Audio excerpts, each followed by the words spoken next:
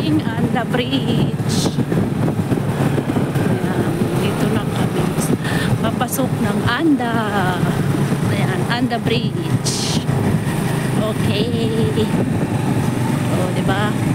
Anytime pwede nang magbiyahe. Hindi gaya noon. Isa, dalawa ang sakyan. Kailangan gumising ng madaling araw. Ngayon, meron na Anda Bridge. Magabi ka man o gumising, okay lang. Dire-diretso na yung biyahe. Here is Anda Bridge.